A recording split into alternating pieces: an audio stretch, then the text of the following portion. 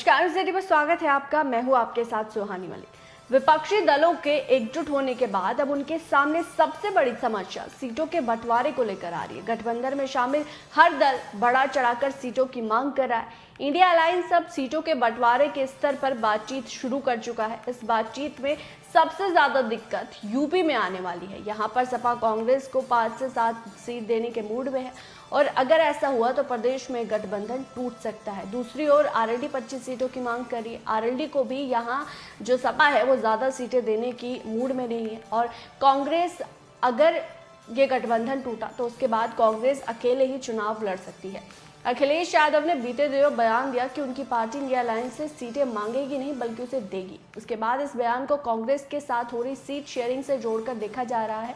UP Congress अध्यक्ष अजय राय की घोसी और बागेश्वर सीट को चुनाव परिणाम को लेकर दिए गए बयान के बाद राज्य स्तर पर दोनों पार्टियों के बीच में एक मौन तल्खी बनी हुई है।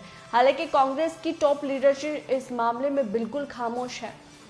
सपा कांग्रेस के साथ गठबंधन तो चाहती है, लेकिन वो कांग्रेस का राजनीतिक रसूख 2019 के लोकसभा चुनाव के अनुसार तय करना चाहती है, जहां कांग्रेस को इकलौती रायबरेली की सीट मिली थी। खुद राहुल गांधी अपनी सीट हार गए थे। कांग्रेस भी अलायंस चाहती है, लेकिन उनके दिमाग में 2009 के लोकसभा चुनाव में जीती हुई सीटें हैं, जहां उन्होंने अपने बूते 21 सीटें हासिल की थी। कांग्रेस इस गठबंधन में 15 से 20 सीटें हासिल करना चाहती है। सारा पेच यही फंसा है। दोनों पार्टी सीट शेयरिंग के मुद्दे पर अलग अलग पिचों पर बात कर रही है। कांग्रेस ने 3 कैटेगरी में पूरे यूपी को बांट रखा है, जिसमें से 30 सीटें ऐसी चुनी है जहां पार्टी पूरी ताकत के साथ लड़ना चाहती है।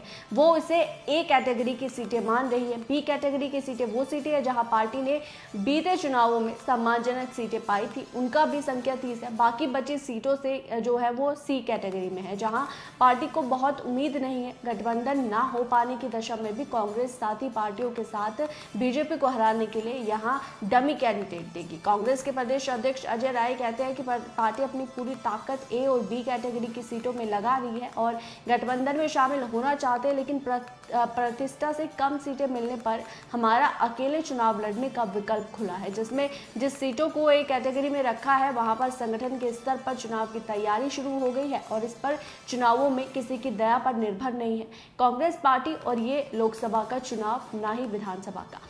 अब जो राजनीति के जानकार है वो बताते हैं कि कांग्रेस और सपा दोनों ही गठबंधन में ही चुनाव लड़ेगी। कांग्रेस पार्टी की जो सीटें हैं वो बीजेपी को यूपी में टक्कर देने के लिए बनाई गई है और कांग्रेस अकेले लड़कर वोटों के बिखराव होने का आरोप अपने सर नहीं बनना देनी चाहती। नीतीश कुमार के साथ शुरुआती दौर में हुई बातचीत में राहुल गांधी ये स्पष्ट कर चुके हैं कि वो बीजेपी के खिलाफ हर सीट पर संयुक्त विपक्ष का एक ही कैंडिडेट चाहते हैं। उसके लिए उनकी पार्टी बड़ा दल दिखाने के लिए भी तैयार है। यूपी को लेकर हो रही बयानबाजी अधिक से अधिक सीटें पाने की कोशिश है। सपा के नेता अपनी बातचीत में कांग्रेस को 2 सीटें तक सीमित कर देने में तो कांग्रेस 40 सीटों का दावा करने वाली है। हकीकत इन दोनों के बीच में ही कहीं है। दोनों पार्टी इस बात की कोशिश आखिरी तक करेगी कि वो इस गठबंधन में अधिक से अधिक सीटें हासिल कर सके। कांग्रेस यूपी को लेकर फिक्रमंद दिखाई दे रही है। वो अपनी सीटें प्रदेश में बढ़ाना चाहती है। उसमें 2 दरवाजे खोल रखे हैं। एक तरफ अखिलेश यादव और जयंत चौधरी के साथ वो इंडिया गठबंधन में, दूसरी ओर पार्टी इस बात की भी कोशिश कर रही है कि बसपा को भी इस गठबंधन में शामिल किया जाए।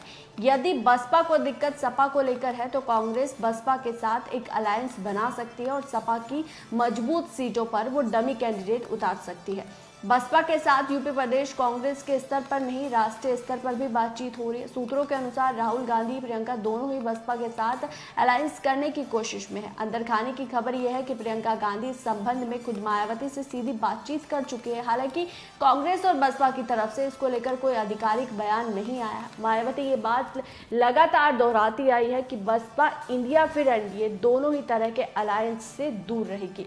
लोकसभा चुनाव से पहले छत्तीसगढ़, मध्य प्रदेश, राजस्थान और तेलंगाना में चुनाव होने हैं। कांग्रेस इन चारों राज्यों में सत्ता में लौटने वाला दावा कर रही है। वो राजस्थान और छत्तीसगढ़ में सरकार में है, तेलंगाना और मध्य प्रदेश में विपक्ष में है। कांग्रेस छत्तीसगढ़ और मध्य प्रदेश को लेकर बहुत सहज महसूस कर रही है और कांग्रेस के नेता इन दोनों राज्यों में हर हाल में कांग्रेस की सरकार बनने का दावा कर रहे हैं। बीते दिनों राहुल गांधी भी तेलंगाना के दौरे पर गए थे और वहां उन्होंने खूब सुर्खियां बटोरी थी, जिसके बाद से वो फिर से सत्ता में लौटने का दावा कर रहे हैं और गुटबाजी में बटी राजस्थान बीजेपी भी इसे लेकर चुनाव में मदद कर सकती है।